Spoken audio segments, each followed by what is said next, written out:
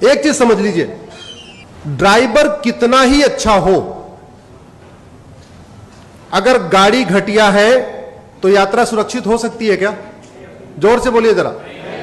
Driver अच्छा हो लेकिन गाड़ी घटिया हो, यात्रा सुरक्षित हो सकती है? मिस्त्री अच्छा हो लेकिन बिल्डिंग मटेरियल खराब हो, घर सुरक्षित हो सकता है? डॉक्टर अच्छा हो लेकिन दवा घटिया हो, शरीर स्वस्थ हो सकता है क्या?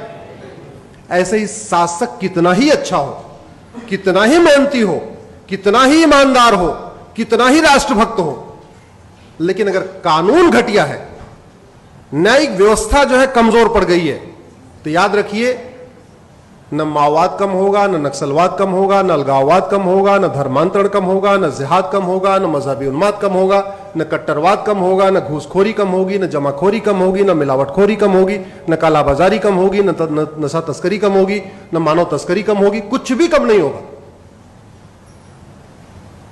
जो समस्या भारत में है वो अगर अमेरिका में नहीं है, तो क्या अमेरिका के राष्ट्रपति हमारे प्रधानमंत्री से ज्यादा काबिल है, ज्यादा मेहनती है, ज्यादा ईमानदार है?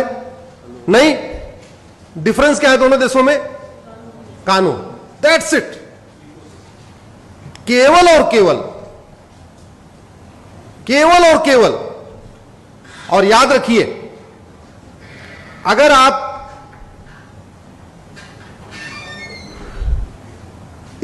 इसको सुधारेंगे नहीं तो कुछ भी ठीक नहीं हो, कुछ भी ठीक नहीं हो सकता। आखिर क्या कारण है भारत में रोहिंग्या बांग्लादेशी घुसपैठी आते हैं? एक मेरी पीआईएल चल रही है, माननीय विकास सिंह, जिसमें अपियर भी करते हैं। 2017 में मैंने पीआईएल फाइल किया था कि भारत में 5 करोड़ रोहिंग्या बांग्लादेशी आ चुके हैं। ये रोहिंग्या बांग्लादेशी अमेरिका क्यों नहीं जाते? सिंगापुर क्यों नहीं जाते? चाइना क्यों नहीं जाते? फ्रांस क्यों नहीं जाते? भारत क्यों आते? क्योंकि हमारा कानून घटिया है।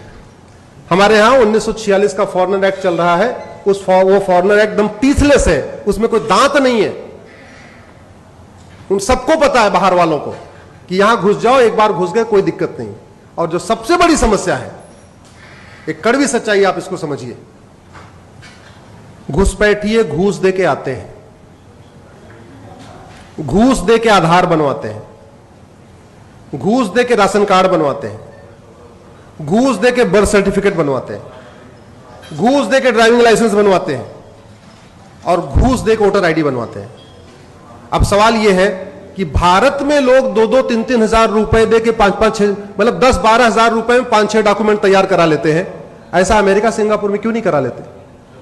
क्योंकि हमारे यहां आप फर्जी डॉक्यूमेंट बना दीजिए आधार, अब वो आधार आपने फर्जी बनाया है, यह सिद्ध करने के लिए कम से कम डिस्ट्रिक्ट कोर्ट से लेकर सुप्रीम कोर्ट तक आपको लड़ना पड़ेगा। हमारे यहां लोग फर्जी पासपोर्ट बना के क्यों, कैसे दे देते हैं? फर्जी ड्राइविंग लाइसेंस, घर बैठे बैठे ड्राइविंग लाइसेंस मिलता है कि नहीं मिलता?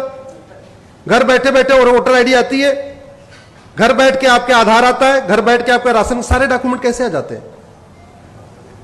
इसलिए मैं फिर से कह रहा हूं कि अगर आप वास्तव में इस देश को सुधारना चाहते हैं, हम चाहते हैं इस देश में रूल ऑफ लॉ हो, इस देश में कानून का शासन हो, तो सबसे पहले हमें कानून बदलना पड़ेगा, और जिसकी कोई लागत नहीं है, जिसकी कोई लागत नहीं है। कानून बदलने की कोई लागत नहीं है। हम हजारों करोड़ रुपए खर्च करके हाईवे बना लेते हैं, हजारों करोड़ रुपए खर्च करके एयरपोर्ट बना लेते हैं, हजारों करोड़ खर्च करके हम रेलवे लाइन की बिछा लेते हैं, लेकिन हम कानून नहीं बनाते जो फ्री बन सकता है। 1 लाख करोड़ रुपए खर्च करके आप हाईवे बनाएंगे, ज्यादा से ज्यादा उसमें 1 करोड़ लोगों को बेनिफिट होगा। 1 लाख करोड़ रुपए खर्च करके आप मुंबई दिल्ली का एक्सप्रेसवे बनाएंगे, उस पे 1 करोड़ लोगों को फायदा होगा, उतने लोग चलेंगे। लेकिन आप फ्री में अच्छा कानून बना दीजिए, 140 करोड़ लोगों को फायदा होगा। भारत में जुडिशियल रिफॉर्म खर्च करने पे ज्यादा से ज्यादा 10,000 करोड़ का खर्चा आएगा, मैक्सिमम 10,000 करोड़। इतना तो हमारे देश में चुनाव के बाद लोग मुफ्त में बांट देते हैं। कोई कलर टीवी बांट रहा है, कोई वॉशिंग मशीन बांट रहा है, कोई जो है मंगलसूत्र बांट रहा है, किसी किसी राज्य में अलग अलग, कोई किसी राज्य में लैपटॉप बांटा जा रहा है, किसी राज्य में स्मार्टफोन बांटा जा रहा है, कुछ न कुछ फ्री में बांटा जा रहा है। ये कितने दुख की बात है। हम आजादी की 75वीं वर्षगांठ मना रहे हैं।